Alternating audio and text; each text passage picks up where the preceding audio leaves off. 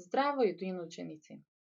Во оваа видеолекција продолжувате да го изучувате нервниот систем, поточно ќе стане збор за рецепторите.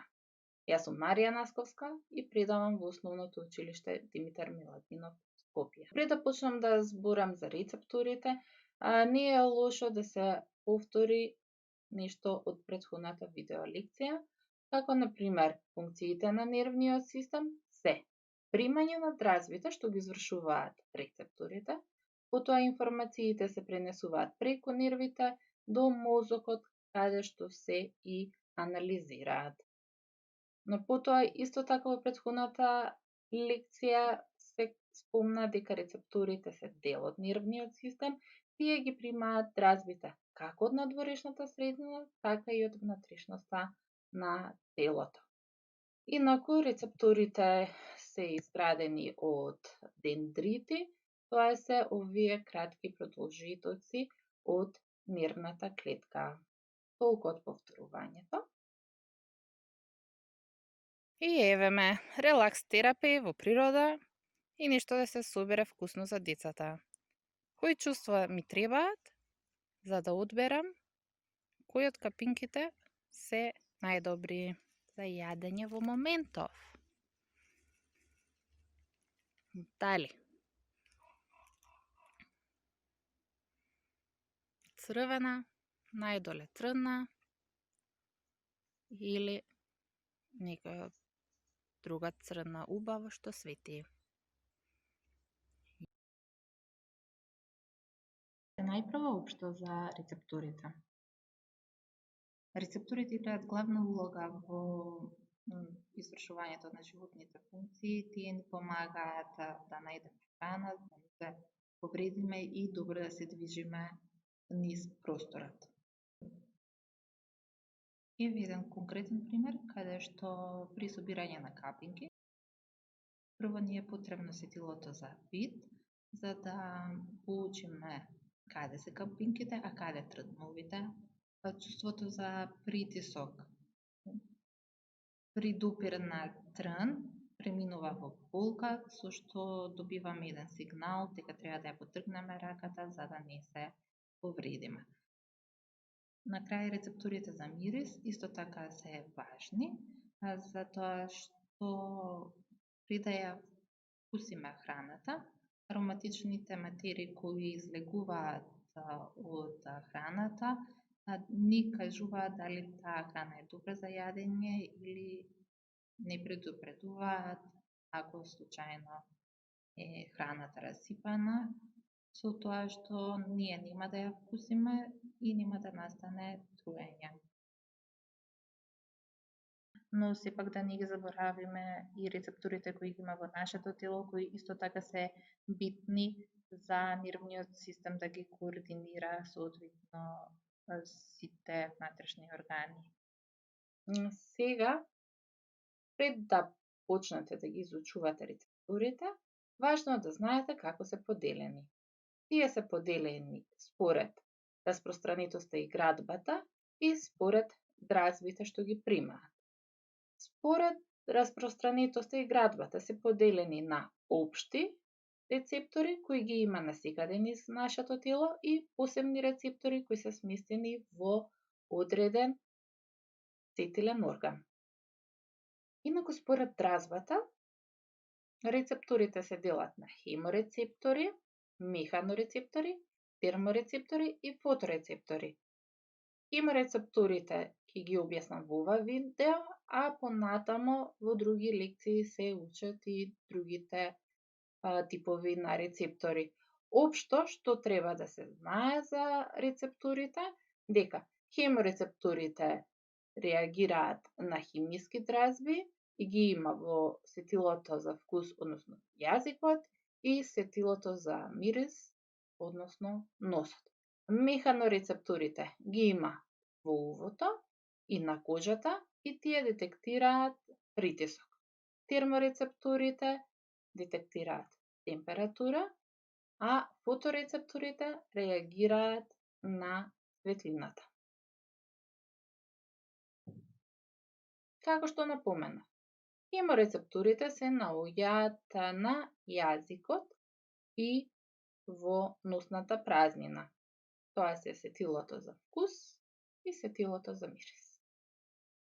Ако ја погледнете горната страна на јазикот, ќе приметите различни видови на испакнатини.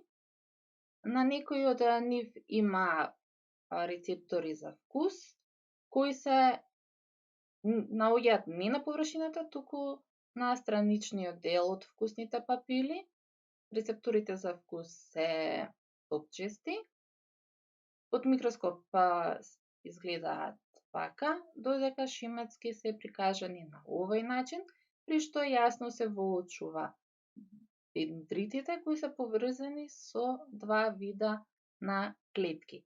Растворените хемиски материи во плунката навлегуваат, натре во овие формации, односно доаѓаат до нивниот страничен зид, со што рецепторите реагираат на различните вкусови. Некој ако сака да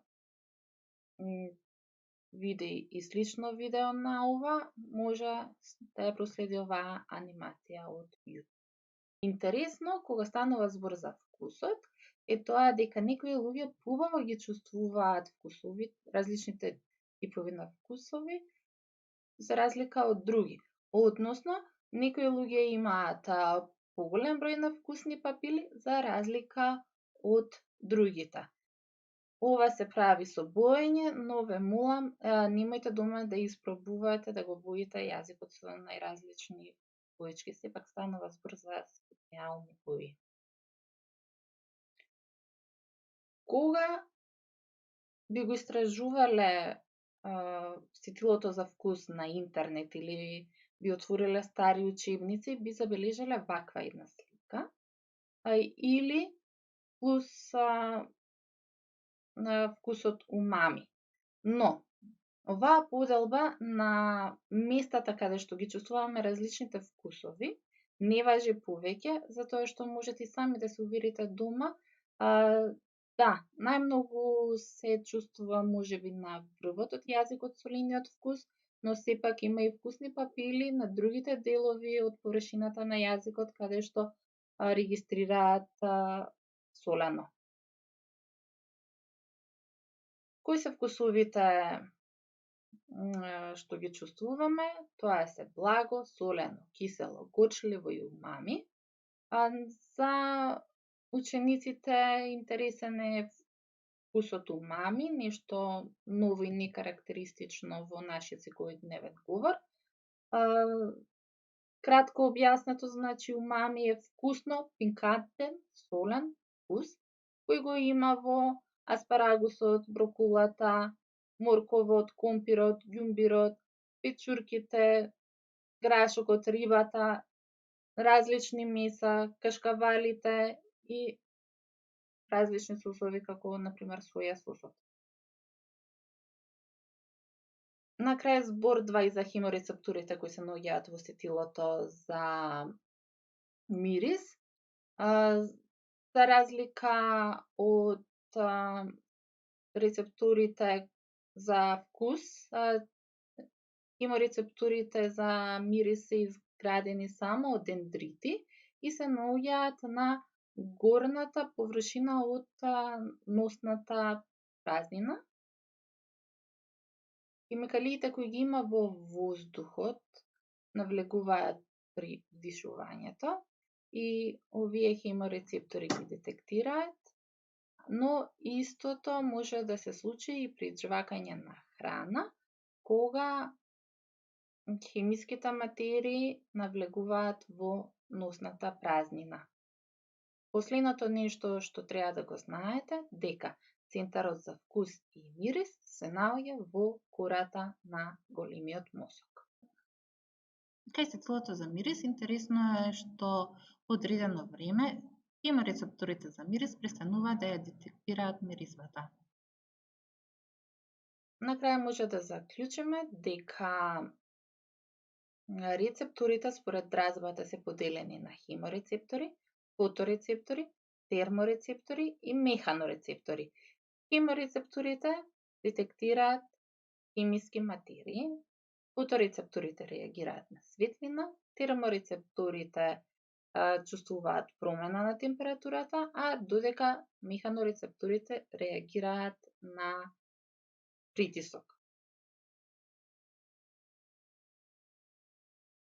Во оваа лекција денеска се спомна за хеморецепторите кои се наоѓаат во сетилото за вкус и сетилото за мирис. Сетилото за вкус е изградено од вкусни папили кои се наоѓаат на површината на јазикот.